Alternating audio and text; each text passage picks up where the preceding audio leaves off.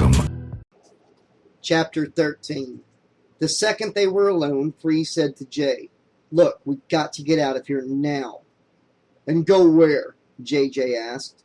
"Anywhere. But we can't stay here. You said there are other prisoners and they will be coming too. Not to mention Jason." Free stood agitated. He went to the window to look out. Viper and his gang weren't outside. Just the one guy at the door. Sky had moved over to Herbert. "He's awfully cold. I don't know if he's in shock or what," JJ said dully. "Lift his eyelids. Are his pupils dilated?" Sky did as she was told. "Yes, they are." "Check his pulse. Best one's in the neck, the big artery." Sky put her index finger to Herbert's throat and felt around for a bit. I can't feel anything." With a sigh, JJ got up and squatted down beside Herbert. With practiced movements, he placed his fingers on the artery. Then he placed a hand at Herbert's nostrils and his ear to the chest. "If he's not dead, he's in a coma," he said, checking the wound on his head. He sat back on his heels. "Maybe we'll have 2 dead bodies to bury." "Bury?" Sky said, suddenly angry with him. "Are you crazy? They'll be burying us, the living, soon enough. Free is right. We have to get out. Sure, they'll try to use us to cut a deal, but—" "There won't be any deal," JJ said, as if explaining to a child that Santa doesn't exist. "Nobody on Earth 2 will cut a deal. They don't care about me or any of the other cons, and I'm betting they won't care about you two, and anybody else from your project that's left. If anybody is left. Secondly, the AI isn't around, in case you forgot. It, or the original AI, or both, won't be sending any messages to Earth 2 or anywhere else on our behalf. The machines won't be helping us. They're helping Jason." Sky tried to speak, but JJ held up a hand. "And last but not least, Viper is going to kill us all. The only reason he's keeping us alive is because he thinks he can cut a deal, which he can't. When he realizes that he can't contact Earth 2, or that they don't give a shit about what he has to offer, we are history." "He has one thing to offer," Free said. "Jason." "Why would they want him on Earth 2? "I don't know, but they wanted him before. They'll want him again. Somebody on that planet will see the desirability of a super soldier. Somebody will think he can be controlled. Maybe the military. Especially the military." The thought was sobering. "Look," Free said, trying to sound both calm and reasonable when he didn't feel either one. "Jackson Mansfield will cut a deal to get me out. I know he will. And that means Sky and you will get out too. I'll make sure of it." JJ gave a sharp laugh, a short, abrupt sound that came off as a gruff and cynical and laced with finality. "You know, kid, you remind me of myself at your age, full of hope and optimism. Did it ever occur to you that this Mansfield guy might be part of the problem?" "No, that couldn't be. I've known him all my life. I don't believe that for a second." "Even if he isn't in league with the enemy, he might not get your message. There are people out there that just want all this hushed up. And if that means, say, blaming the AI for screwing up life support and, gee, ain't it a shame that those 6 kids died down there with all those cons because the AI still had some corrupted chips? Well, don't be surprised when you're taking your last breath." "Okay," Free said angrily. "Maybe I'm a wide-eyed innocent, not jaded enough, always hoping for the best, but it beats the hell out of being a depressed pessimist. All I know is that Jason is somewhere around here. There are more cons out there. This guy Viper does not have our best interest at heart, and we have to get out of here and hide and hope that we can find Major Tom and that he's not in league with the original Major Tom and or Jason, and hope he'll help us send a message to Earth 2, because otherwise we might as well commit suicide." JJ just stared at him, as if that last suggestion was the most viable option presented. "You know," Sky said softly, "I didn't know Amanda very well, but she was pretty okay to me and Free." JJ turned away and his voice softened. "Yeah, she likes you both, I could tell. I guess you two reminded her of us when we were young." "She seemed like a fighter." "She was. If it wasn't for her, I'd have given up in that stinking hole long ago. She kept me alive, kept me going. She helped me keep my faith intact in a pretty much hopeless situation. She stuck by me. Would she have wanted you to give up? Wouldn't she want you to fight? She would have. I know it. Then you should do it for her. Isn't that what love's about? Both Free and JJ turned to look at Sky for entirely different reasons. JJ nodded silently. Free could only stare at her, finally drawing her eyes to him. In that moment he knew she loved him, and he loved her, and he would do anything for her. That's what love was about. All right, JJ said with a sigh, as if giving in to the idea of fighting was taking the path of least resistance. We have one guard. He won't be hard to take down. Where we're going to go from there, I don't have a fucking clue. I don't know either, Sky said. The whole place is virtual except for those cabins. You can see through practically everything if you look hard enough. There's one other place that's not virtual, Free said. The military complex. Yeah, JJ agreed. And that's about the only place we can go. Maybe we can get the sling working, Free said. JJ stood, shook his head, and raised his eyebrows. And get catapulted to Thanos? I think I'd rather take my chances here for the rest of my natural life, with Viper and 50 cons and Jason. JJ walked around the room, looking out of each window. Nobody's around. They're all likely stuffing their faces, except for our guard. I think we need to get him in there. Sky, that's your job. Why me? She said. Never mind, got it. She walked to the door, opened it, and said, Hey! The guy outside turned slightly and eyed her from head to toe. She took a suggestive pose so that her miniskirt hiked up on one side, and smiled. Listen, I'm kind of bored. My boyfriend's sleeping, and the other guy's depressed over his dead wife. Want to talk? She grinned. The guy licked his lips like a puppy dog. Sure, he said. We can talk. Should I come out there, or you want to come in and sit on the bed with me?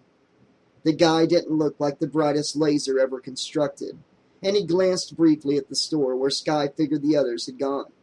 Lust got the better of him, and he followed her inside.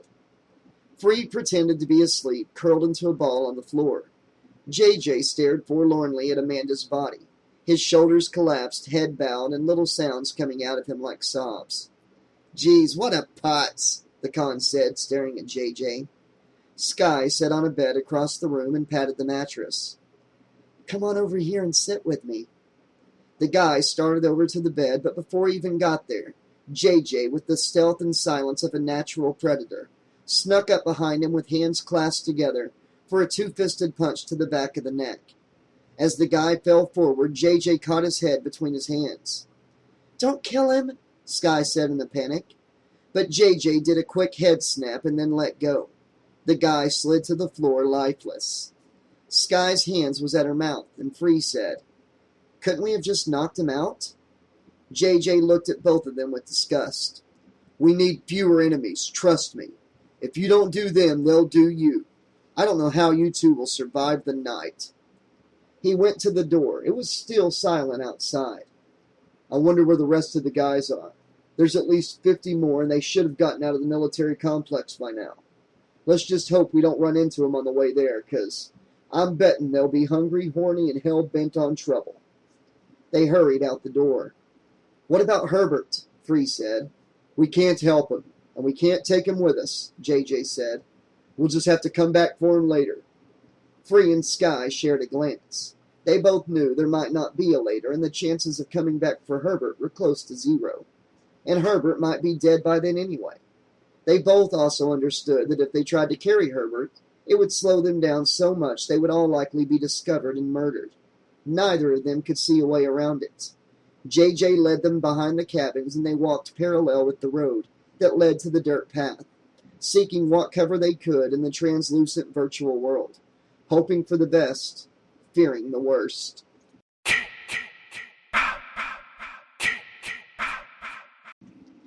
Viper figured it was time to go visit that chick Sky. Far as he knew, she was the only pussy left, though he hadn't seen the body of that other girl who wore the funny clothes. He guessed she was probably dead like the others. He headed out of the store, leaving the guys to further gorge themselves. He had just turned toward the large cabin when he saw that nobody stood guard outside the door, that the door was open, and he could imagine the rest.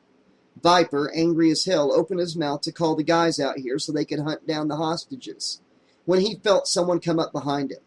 Before he could turn around, he was knocked off his feet and was hurtling through the air, landing 2 cabins lengths down the road. He fell onto his shins, bruising them in his knees, and skittered along stunned for a couple of meters. When he turned, he knew what he would find, but hadn't really been prepared for what Jason would actually look like. Before him stood an enormous being, massive in height, legs more muscled than any he'd seen, even on weightlifters. The guy wore a chest plate, forearm guards, and a mask that covered his face, and none of that metal had even a dent in it. He had feet and hands more than twice as large as Viper's, and eyes that may never have reflected an emotion other than fury nurtured by hate.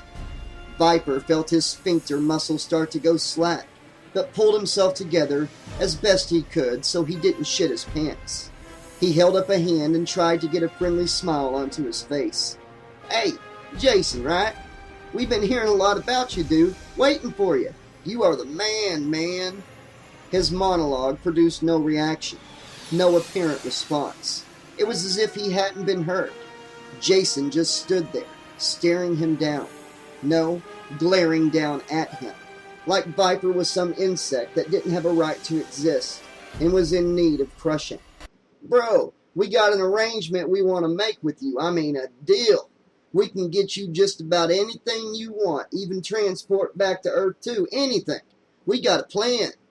Still nothing. Yet it was as if Jason were listening, not to Viper's words, but for other sounds. Viper could feel the weakness in his bowels intensifying, as if he'd lose control at any second, and make a mess like he did as a kid. He got his ass whipped hard by his mother just about every day for that. He recognized that feeling for what it was, stark fear, but he didn't know what to do about it. Reverting to childhood, he felt he needed the support of guys around him who were tough and could form a gang. He yelled in a loud voice, "Hey guys, get out here! Meet Jason!" He wasn't sure that they had heard him. His voice sounded thin to his own ears, as if it wouldn't carry. But then Eddie appeared at the door, swilling back a bottle of vino, and absurdly, Viper felt relief, just as he had when his father appeared and stopped his mother from beating the shit out of him. Eddie's eyes almost popped out of his head when he saw the giant, and the bottle lowered from his lips. He stepped out onto the road and yelled, "Fuckers, get the fuck out here!" Over his shoulder, and the rest of the guys ran out of the store dutifully. "Hey," Viper said, "meet Jason. He's one of us, guys." Eddie had moved forward, coming up behind Jason, who, by his relaxed body stance, didn't appear to have heard him. But Viper could see that the big guy was aware of everything, every sound, and all of them. When he came up beside him, Eddie slapped Jason on the back and offered the bottle of wine. "Good to meet you, mate. Here you go." Jason turned his head slowly to stare at Eddie, who still held out the wine bottle. As Eddie looked up into those glowing red eyes that could not have been more inhuman than they were, the Khan took a small step back. Suddenly, Jason reached out to take the bottle. "Yeah, that's it," Viper said, trying to sound encouraging. A wave of mild relief washed through him, although his voice did not reflect that as much as he would have liked it to. "Drink up. You're among friends, and we got lots of work ahead of us. Work and partying, yeah." He punched the air above his head with his fist. As Jason grabbed the bottle, his eyes never leaving Eddie's face, Eddie wanted to take yet another step back, a big one, and then a bunch more steps back after that. He wanted to turn and run and get the fuck away from this guy. The vibes coming off Jason were enough to make Eddie, who himself was a pretty big guy, break out into a cold sweat. But he wasn't going to act stupid or like a pussy or a fag in front of the other guys. He had his image to maintain. So he held his ground and plastered what he hoped was a solid grin, full of confidence on his face.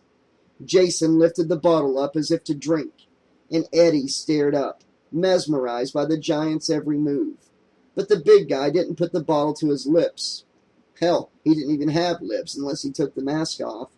Instead, he raised it higher than his mouth, higher than his head, higher like he was going to pour the wine on top of his head.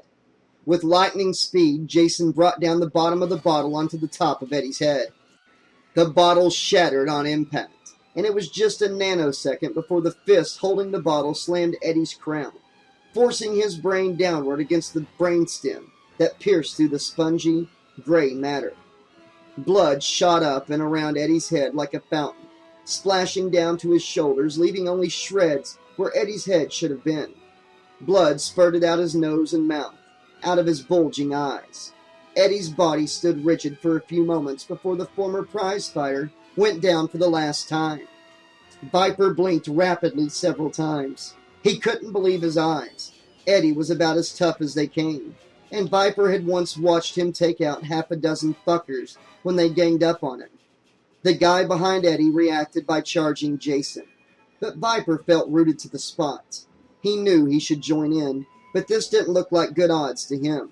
Running, now that was good odds, but his knees were locked, and his feet stuck to the ground, all because of the horror of what he was seeing, which he could not tear his eyes away from.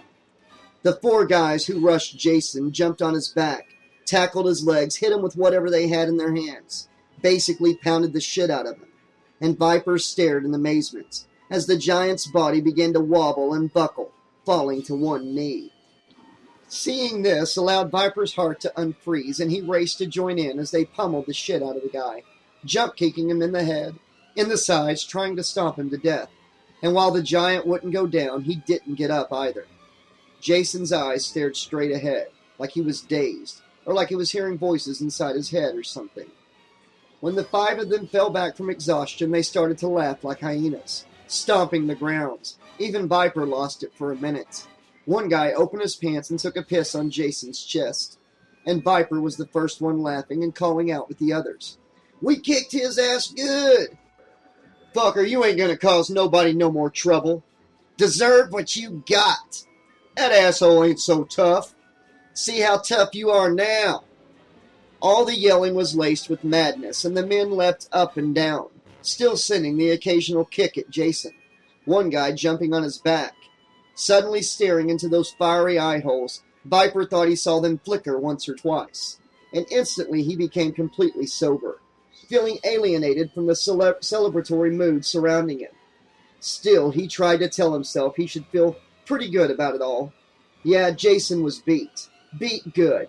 Fuck, if they could hurt him so easy, he wasn't that fucking tough anyway. So it was all bullshit. They didn't need Jason. They had Viper. But even as he thought this, something registered as being not right. He didn't know what it could be until one of the guys voiced what had been hovering in the back of his own brain.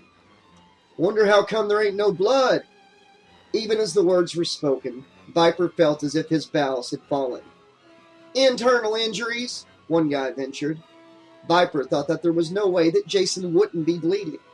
Unless, of course, he wasn't human. Maybe they hadn't even hurt him at all.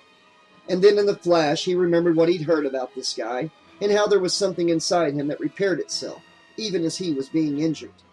As if synchronized to Viper's thoughts, the red eyes of the not-so-gentle giant shifted and locked onto Viper's. It was not the hesitant, blinking look of somebody coming to consciousness. Not the tentative glance of a guy who had been brutalized.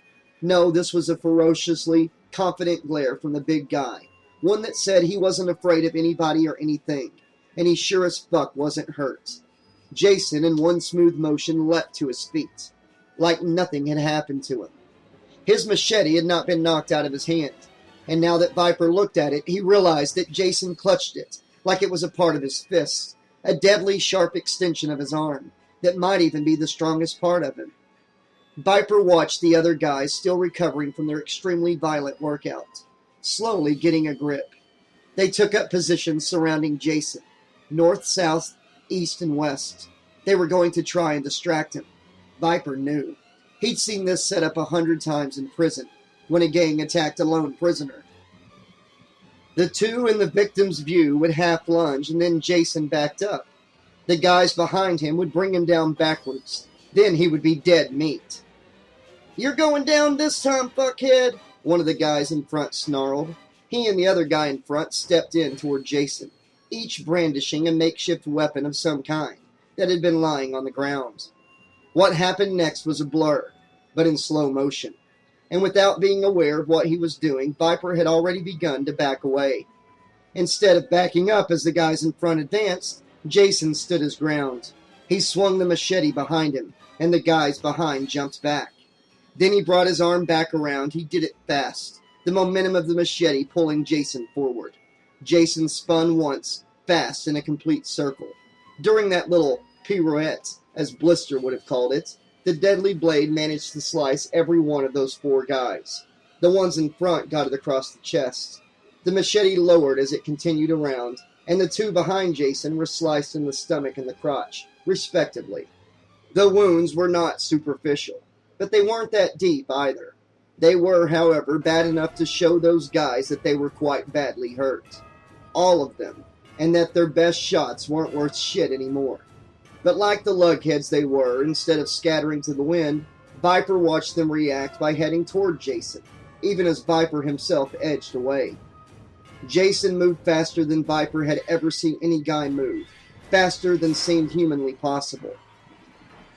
Still, he noticed what looked like a tear on Jason's arm was bleeding, and that gave him some misguided comfort. The guy was human after all, or at least partly human. He probably had internal injuries, like one of the guys said. Maybe the armor protected him, but he could be killed. Yet even as Viper thought that, he watched the cut on Jason's arm closing, like something inside the guy was repairing him. He saw all that just before one of the guys leapt forward, flying at Jason through the air, feet first, putting his full body weight into it, making contact with his heavy prison boots. It was a move that should have brought Jason down, and he did stumble, but not much. The guy must have thought he was on the right track, because he ran back and took another flying leap. This time he got a bigger response, but not one he expected. This time that damn machete flicked through the air, cutting fast and furious, lopping off both of his feet. The guy screamed as he fell to the ground, blood pumping out of the ragged meat stumps at the end of his legs. Nobody helped him. His friends were too busy. One grabbed at the arm that held the machete, and instantly the arm lifted, and the guy rose into the air. Another one of the guys tried to get Jason into a headlock from behind. Meanwhile, the last guy, standing beside Viper, went in for deadly punches to the stomach and groin, hitting with his fist, kicking with his feet. Not fighting pretty, but knowing he probably had just one chance at such close contact. Jason reached behind him with his free hand, grabbed the guy, chokeholding him in his fist, hurled him over his head, and sent him through the air. He hit the ground 100 feet away. The machete arm still held the guy clinging to it like it was a tree branch over a cliff. That arm swooped down, the murderous weapon it held stabbing the puncher from one side of his body to the other, just below the ribs, about the same area where the guy was punching Jason. The puncher paused for a heartbeat, staggering back a couple of steps. The machete pulled out. The guy had turned slightly, and the machete went in for another hit, and stuck him lower this time, groin level, in, out. Then the blade sliced through the lower body, chopping off both thighs at hip level, taking with it some of the guy's privates. All the while, not one sound had come out of the Khan's mouth. Suddenly, as he dropped to the ground legless, a howl like a fatally wounded animal filled the air. Blood spurted from the arteries, mixing with the slippery puddles that had already formed on the ground. Viper stared at the pools of red, horrified, frozen with fear. The last guy was the one hanging on to Jason's tree limb arm. He looked to Viper's eyes, terrified, so much so that he couldn't figure out whether he was safer holding on or safer letting go. Viper could almost read his thoughts as they settled on the idea that if he dropped to the ground, he could run. Viper also could read the thoughts of Jason, and he knew the killer knew what the dope was thinking even before he did. When the Khan let go, he hit the ground on his feet and turned to run behind Jason. But that machete was too damn fast for him. The sharp, heavy metal stabbed through his back about heart level, all the way through his chest. Pulled out, then back in, out, in, until the guy's heart was forced out of his chest at the front. Pierced by the tip of the blade, it pulsed in the air for a moment, until Jason withdrew the blade back through the body, knocking the heart to the ground where the vital muscle pulsed, leaving the shell of the human it had so recently inhabited behind to drop like a leaf before the massive oak that had felled it. Viper saw all of this and more. By now he had backed himself away and was almost at the end of the cabins, ready to take the road to the military complex. Suddenly, Jason looked up and their eyes met. Viper felt like a mouse being mesmerized by a snake, and before he was consumed, Viper broke eye contact and turned to run for his life. If he could just get to the military complex, if he could just get there. He knew the place like the back of his hand, at least the upper floors. He could hide. He could be safe, but his knees had been damaged when Jason had hurled him through the air and he landed on them. Maybe the kneecaps were even broken. They hurt like hell. He couldn't run. He couldn't even move forward, just backwards. He wanted to run. He willed himself to, but his knees refused to function, and instead of racing as his mind was doing, his body could barely hobble like he was an old lady. Behind him he heard feet pounding hard on the ground, the sound drawing closer and closer, and then stop. Close behind him he heard breathing. The guy was breathing. He was human. Why wasn't that reassuring? Viper didn't know what to do. The only weapons he had were words, and he used them now, like he always had, to talk his way out of beatings. And usually it worked.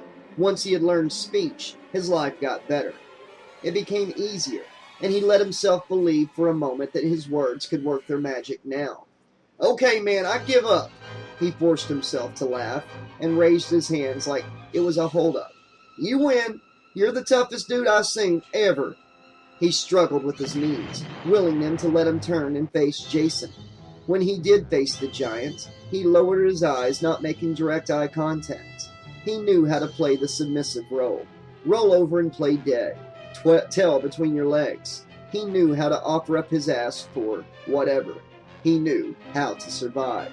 Let me do stuff for you, man. Whatever you need. You gotta have somebody to do the grunt work. That's me. I'm your man. Your boy. Your bitch. He corrected. Let me give you what you need. Please, I'll be your bitch. Viper tried to lower himself to the ground, but his damaged knees wouldn't cooperate. Instead, he bent over at the waist like he was bowing to the guy, thinking maybe he'd give him some pleasure or something, get him to chill out. Maybe he should just offer himself up. Yeah, that was more like it. He turned around again, dropping his pants and bent over.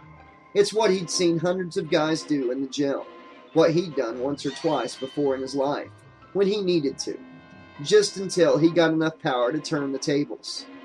Well, if the big guy used him, he'd still be alive, wouldn't he? And then he could get the hell out of here. Get off this damn moon, couldn't he? Survival was the thing. Always had been, always would be.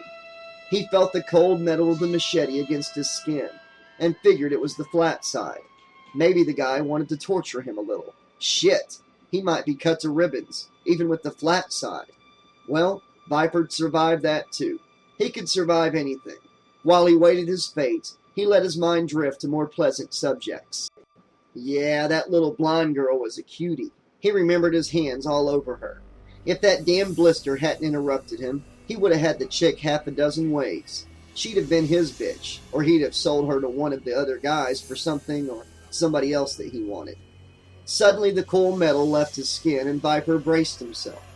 Next thing he felt was a blinding pain that caused him to gasp and double over further, grabbing his ankles to keep himself from falling onto his head. Looking through his knees, he saw the machete blade had cut through his stomach and intestines, and had stopped inches from his face. The pain stunned him. He watched in shock as blood flowed down his legs, coating them red. He didn't know how he could stand at all now. Any movement would make the pain that much worse. Suddenly the blade pulled back out of him, and the wound at his stomach opened up like lips parting. From it, what looked like a long sausage emerged, and dimly he realized that his intestines were spilling out all over the place, down his trembling legs, onto the ground, gathering at his feet.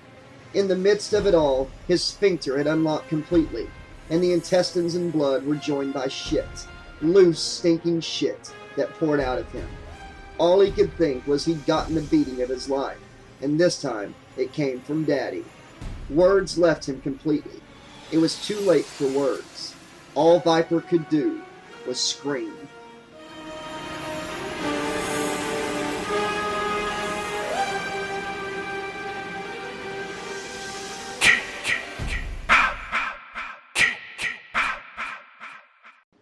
Chapter 14. Like terrified lambs, Linda and Brad had dug a hole and crawled in. They were under their cabin and had been listening to every word, every grunt, every scream, watching and seeing men being stabbed, blood gushing, limbs cut off and flying through the air. They had witnessed all that had transpired around them. They had heard Free and Sky and JJ and Viper's threats. They had watched through the latticed wood that covered the opening from the ground to the small porch of the cabin as Free, Sky, and JJ escaped.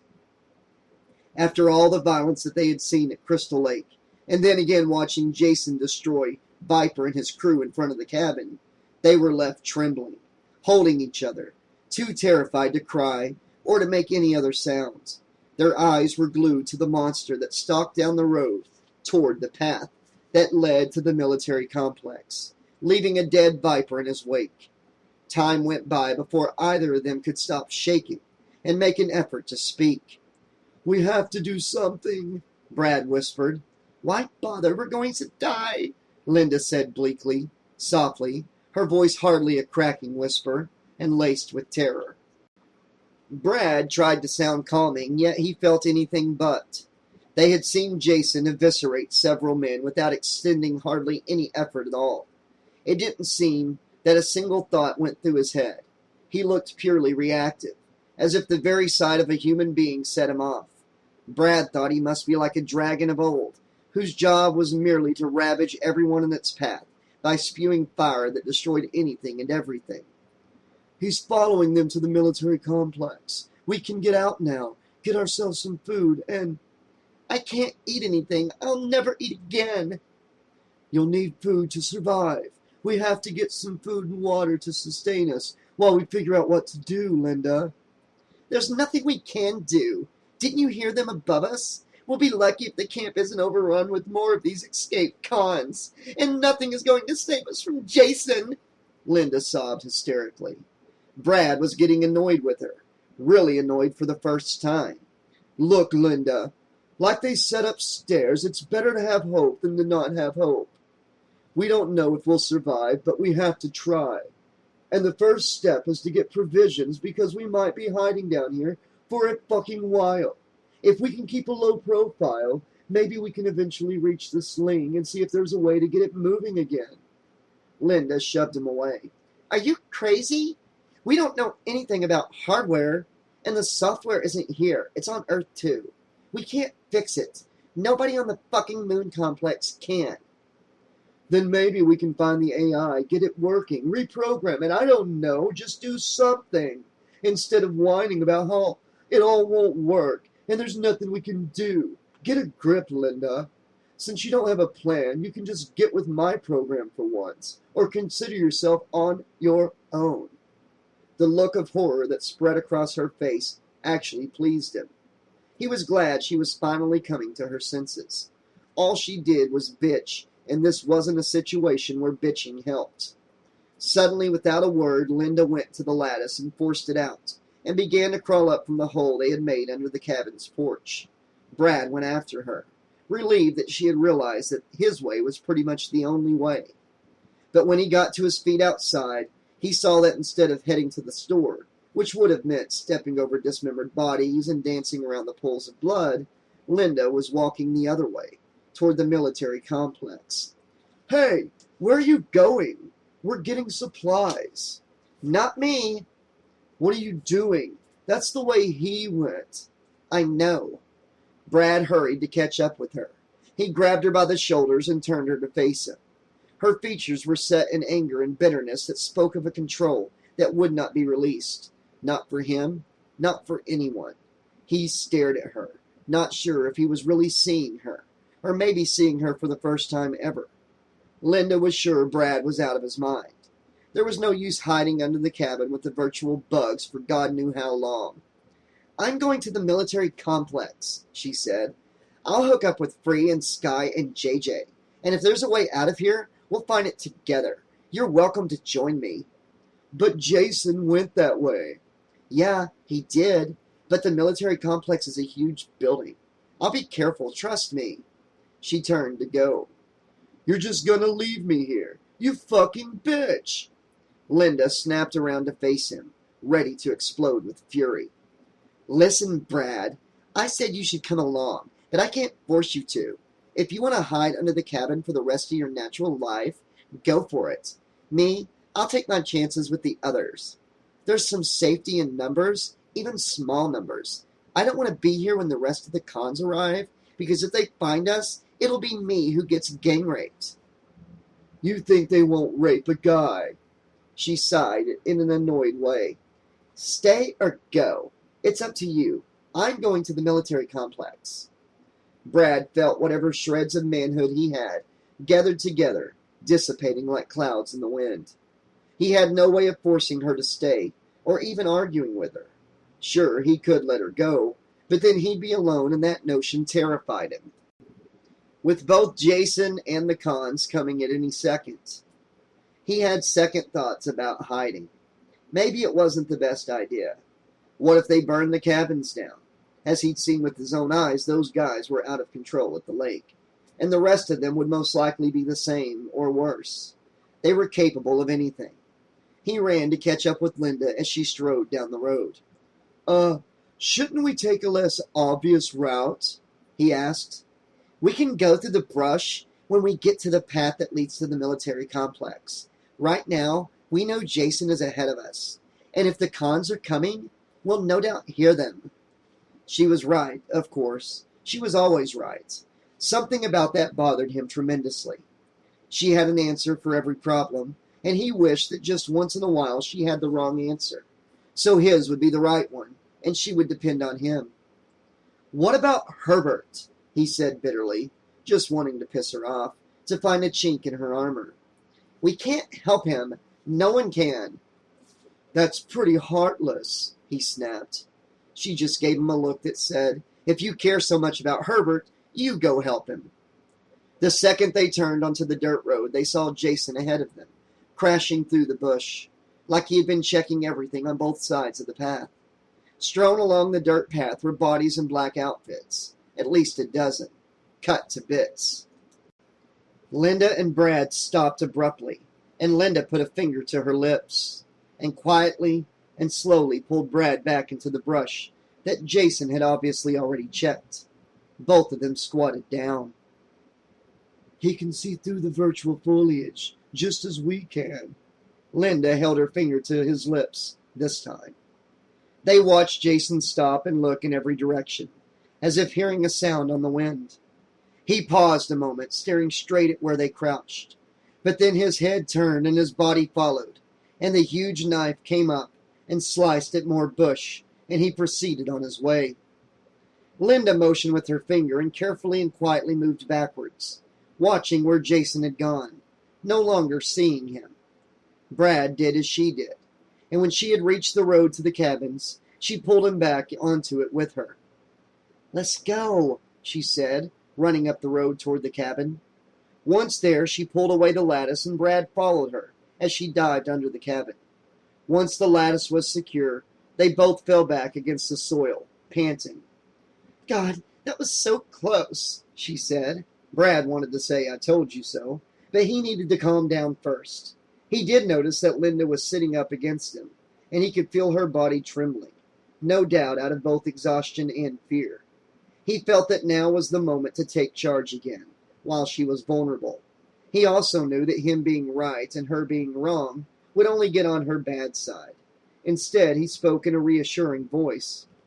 Once we're sure we're alone here, we'll get some supplies and come back. We need to dig out a better spot for ourselves, too, because we don't know how long we'll be hiding here, and we should be comfortable. We'll get some blankets and... No, we've got to get to the complex. What, are you insane? Did you not just see Jason headed that way? Did you miss the dead cons on the road? I saw all of it, she said in exasperation. But we can't hide here forever. We've got to find the others. They don't even know we're alive. So if they find a way out of this forsaken moon, we won't be included. We've got to find them. And suddenly Brad slammed a hand over her mouth and pointed. He had been looking through the lattice and saw giant metal-covered legs, not on the path, but coming toward the cabin. They hardly breathed as they heard heavy footsteps going up the stairs and then walking across the floor above their heads. To keep her from making even the smallest of sounds, even a soft whimper, Brad pulled her closer and put her head against his chest. He covered her head with his arms and buried his face in her shoulder. They trembled against one another like frightened children as the heavy thuds moved around the room. Herbert, Linda thought, is lucky. He's comatose. He can't feel this terror that threatened to cause her heart to beat beyond its capacity, or to just stop dead in terror. It pounded in her ears, pumping blood through her body at a terrifying pace.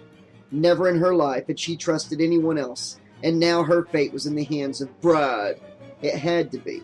She had no more ideas. Every instinct in her said to break through the lattice, crawl out of here, and just run as fast and as far as her legs would carry her. To the complex. Join the others. Safety in numbers. But her brain told her that that would be suicidal. Jason would hear her and catch her, and she didn't want to think about it. As they listened, Brad wondered why Jason was up there walking around the room, in ever smaller circles as if he were zeroing in. Herbert was still up there, maybe alive, and Jason probably wanted to do him in. Poor bastard, that Herbert. Brad hadn't liked him much and thought him dull and pedantic and wimpy. But nobody deserved the fate that had befallen everyone who crossed Jason's path. Suddenly the footsteps stopped just above their heads. Linda began to tremble violently, so hard she feared her bones were rattling together and giving her away. Brad could not stop himself from trembling either. They were lost children, alone and frightened, with no adult to help them, no one to come to their aid. They just had to hang on and wait out the monster until they could get away. Jason took a step away, then another.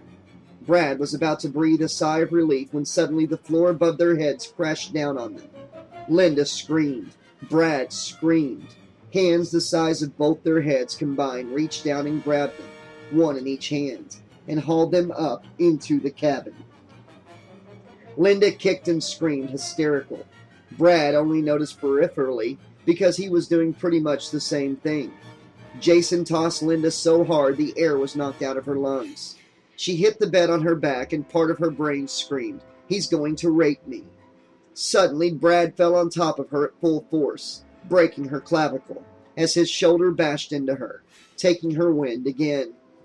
Brad tried to move, but his shoulder was dislocated, sending shooting pains through his arm and chest. He screamed out as Linda tried to push him off of her. But soon he screamed for another reason. Linda, her face beneath him, turned into a mask of stark terror. Her eyes widened, her mouth dropped open to scream, and her skin turned the color of pale cheese as she looked over his shoulder. He knew, of course, what was behind him. Suddenly a pain worse than he could ever imagine hit him from the back to his chest, and he stupidly remembered something that his mother always told him. Let a greater pain distract you from the lesser pain. Linda watched the machete come down onto Brad's back. Her arms struggled to push him off her, to escape, but the blade did not stop at Brad. It went further down into her chest, through her heart, and out her back, staking them together to the bed. Brad felt his life force ebbing away, and he saw the same thing in Linda's face. Jason had hit the mark with both of them, right into the heart. And even more so troubling, the look in Jason's eyes was a familiar one. Two hearts, Linda thought, tears leaking from her eyes. Two hearts beating as one, but not for long.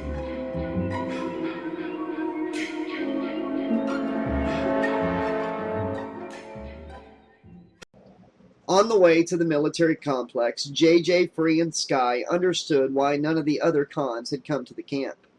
Along the dirt path and now all around the complex lay bodies, close to 100 of them, in stages of dismemberment and decomposition. The air reeked of the noxious iron odor of blood decaying, and skin and muscle turning rancid in the heat. Free put his arm around Sky to shield her as they walked through the killing field. JJ steeled himself. He had seen death before in the prison, and death just like this 2 decades ago. From the looks of the bodies and how they're spread out, I'd say that Jason escaped the complex, took out these guys, and then headed for the camp. We already know the rest. Then how come we didn't see him on the way? Sky asked. Because he was there in the camp earlier, while we were at Crystal Lake. He might still be at the lake or in the camp, but he's not here. But how do you know that? Free asked. Because if he was, he'd be all over us. Okay, we're here. It looks like we're alone. That's probably a good thing, Sky said. Yeah, JJ said, looking around at the dead guys, some of whom he liked, some he didn't like, and none of whom deserved this fate. All right, what I figure we need to do is get to the control room and see if we can figure out the AI, either of them, if there are 2, which we're not certain of. We've got to see if we can reprogram or deprogram it, whatever needs doing so that we can get a message out of here. Makes sense to me, Free said. Do you know where the AI's memory banks are stored? I can only tell you where they were 20 years ago. Chances are they're somewhere else now, but we might as well start with what we know and work our way into the unknown only when necessary. JJ led them into the military complex. Free had never seen anything like this massive structure before, which seemed even larger inside than outside. Whatever Castillo had done here, he'd had a grand design and the environment to execute it. Carefully, they took to the stairs down, finding devastation and bodies at every level of the way. JJ had picked up a sizable metal pole just in case, but he knew that would only be effective against a human foe. It would have absolutely no effect on Jason whatsoever. Sky felt sickened by all the death and destruction surrounding them. I can't believe my father made this place, she said. He created this building, the program that allowed Jason to exist again, and all of that led to this. It's horrible. Free pulled her close. And gee, my father, look what he did. All of this. What the fuck are you talking about? JJ asked, stopping to stare at Free. Jackson Mansfield? No, not Jackson. It's nothing. I don't want to talk about it right now. Yeah? Are you hiding something, kid? Nothing important to what we're doing, Free said, trying hard to keep control of himself. If JJ knew of Free's connection to Jason, he probably wouldn't help them, and he'd likely kill Free. JJ looked as if he wasn't sure he believed Free, but there were bigger fish to fry, and there would be plenty of time later to find out what the kid was holding back. They made their way down to the first laboratory, then the second. It was one of these labs, JJ said. Looks like the controls for the AI have been moved, Sky said, checking all the equipment. Yeah, well, I expected that. Let's go to the bottom and see if there's anything useful. They entered the lowest level, a small room splattered with blood and body parts, illuminated by a single solar box lying on the floor. No AI. No computer equipment, just mayhem. This is where we saw him from the outside through the window, where it looks across the lake, Free said. Now the window was just a hole that led outside, and out the window they could see that the soil had been shoveled out, at least on the side of the building. He was here maybe in some kind of suspended state, or at least a controlled state. Maybe this room itself was like a virtual chamber that housed him. As long as he was here, he was more or less a prisoner as much as we were in the floors at the other end of this building. Somehow, somebody opened this doorway. My guess is it was the guys whose remains we found on the floor above. Either them or the guys digging outside smashed the window in and he got out that way. If he was locked in here, Free said, then that means he has vulnerabilities. It also means the AIs are not invincible. If they'd had the power to release him, they would have. If only we knew... God, if only we could find the control center, Sky stammered. The 3 wended their way back up through the munitions floor where JJ picked up a couple of weapons and ammo, saying, This won't touch Jason, but just in case there are some prisoners around.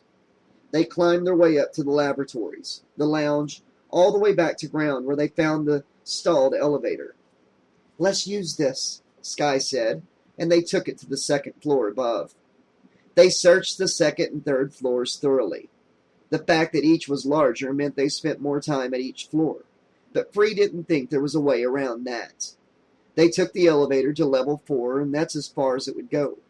The cage was fine, but the walls that encased the elevator shaft above them had obviously caved in. "I think that when the sling hit, the elevator knocked out some of the power and destroyed the walls above. Or maybe the AI sabotaged it, and that's why it's only working from level 4 down to 1, but not above," JJ said. "Even if we could get the sling going, there's no way we could repair this elevator and get it up and running again to get us up there," Free said. "And aren't there prisoners in the sling already?" "Yup," JJ said. "A couple of elevator loads of them got there before the sling whacked the dome." "Look," Sky said reasonably, "we'll have to get off Elysium the same way we got on, and in the same spot, back at the camp." "Let's not get ahead of ourselves. First things first," JJ said. "We need to find the controls for the AI or we'll never leave Moon Complex." They took the stairs and searched every floor to the top of the building, finding here and there a prisoner who had been murdered by mortal hands. "Why did they kill each other?" Free asked. "You have no idea what life in a place like this is about. What makes us human is ground away, day by day, hour by hour, second by second. Only the animal part of us can survive this, at least for the lucky ones.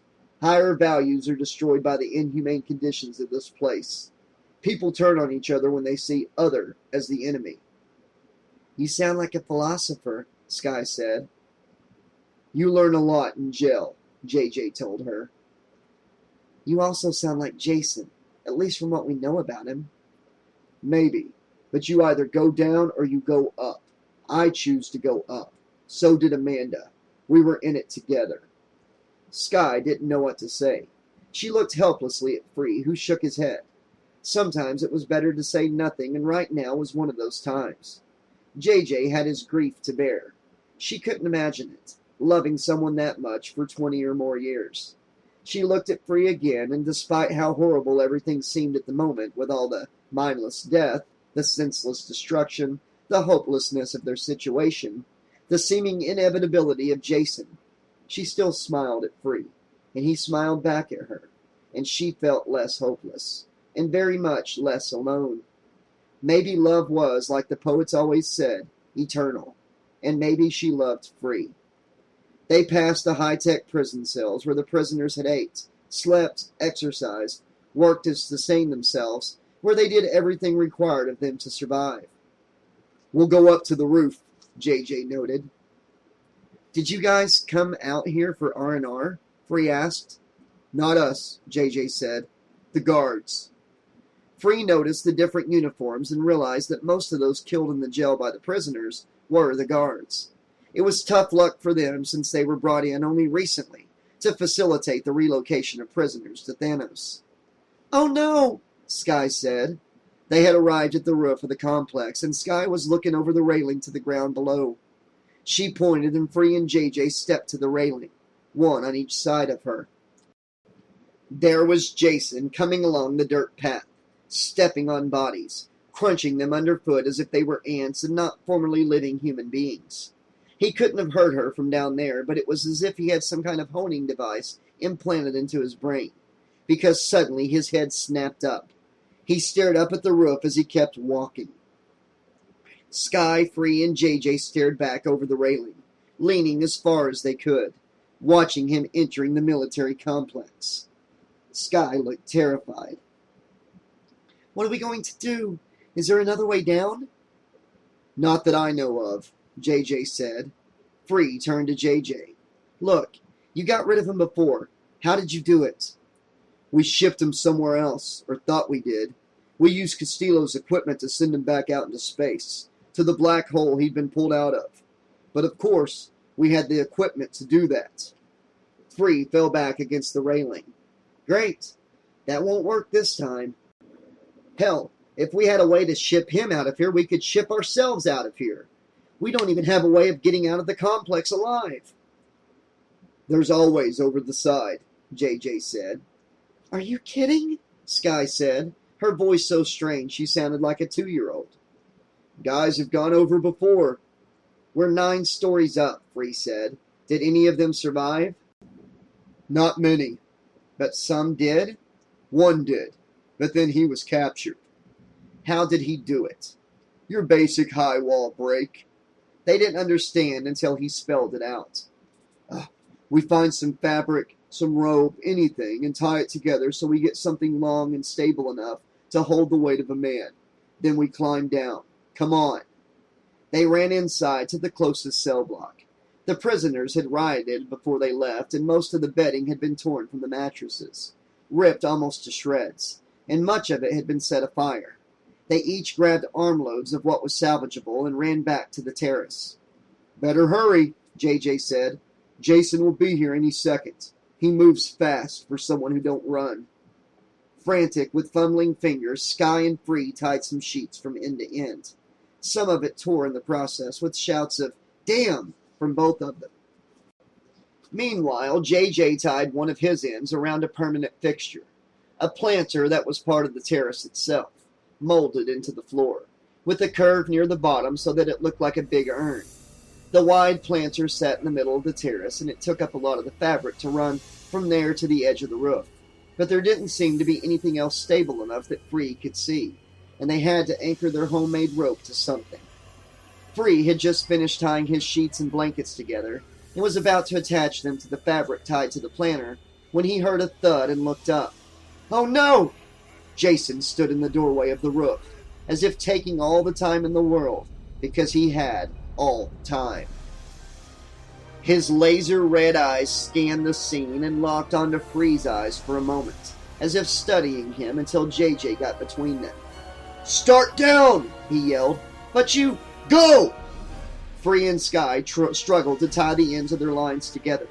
They heard a clank and another, and Free looked up to see JJ banging the metal pole onto the floor of the roof. 2 bangs, a pause, 2 more. He probably learned that rhythm in this very jail, Free thought.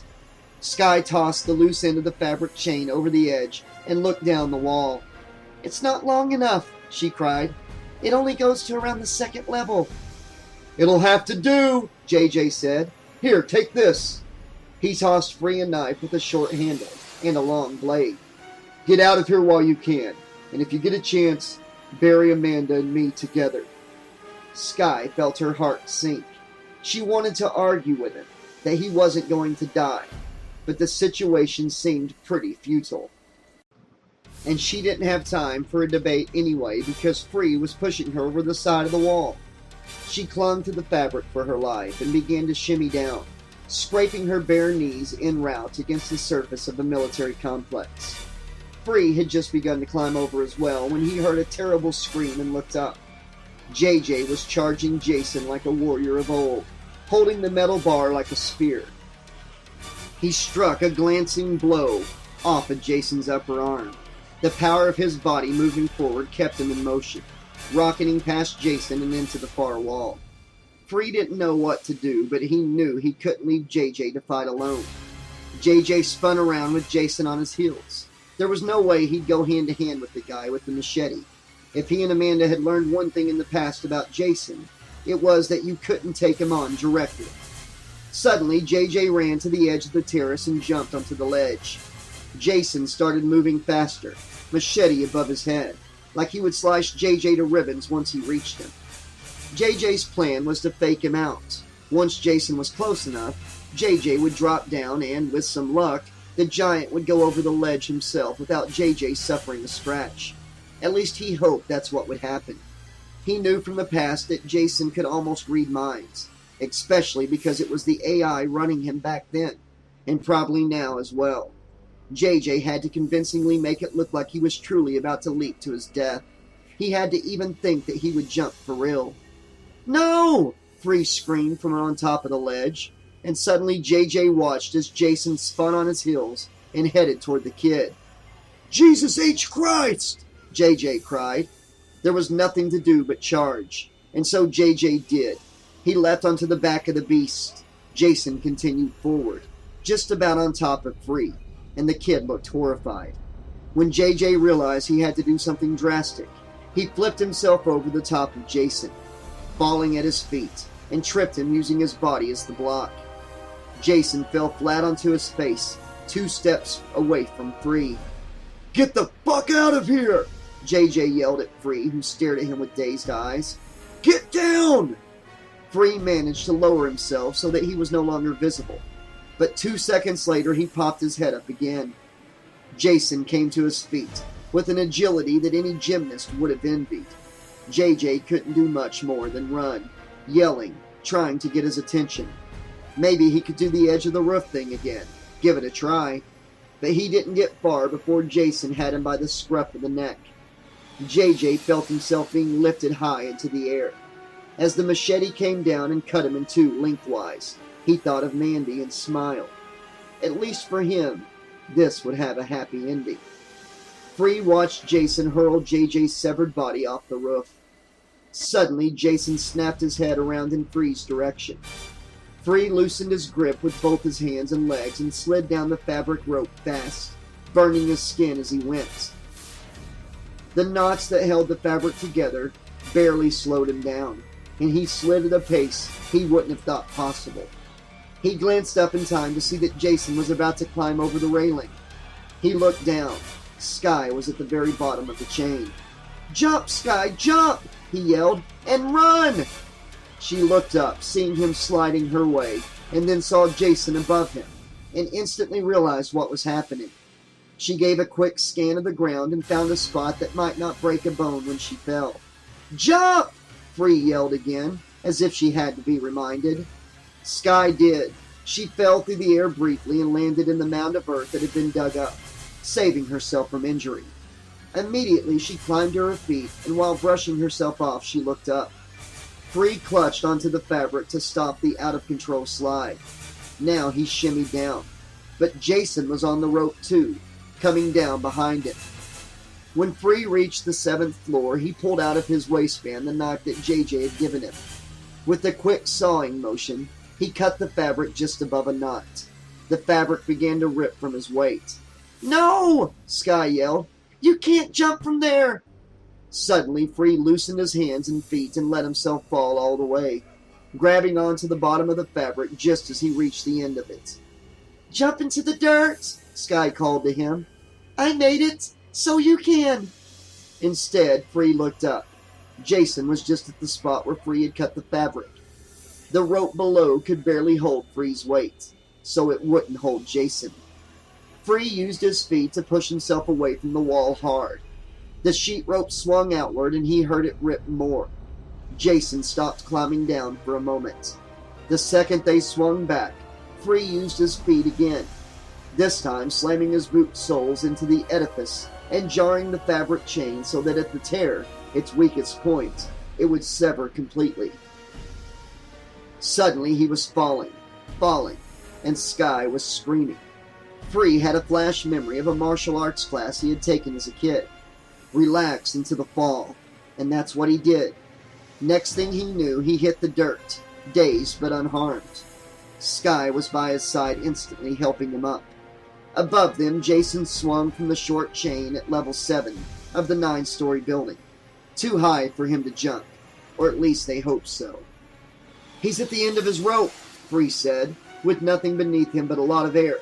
Self-preservation kicked in, and they watched as Jason climbed back up to the roof to go down through the building. Time did not matter to Jason. He understood that no one on this moon complex lived but the 2 running from him. He knew he would get them in the end. Free and Sky ran for their lives.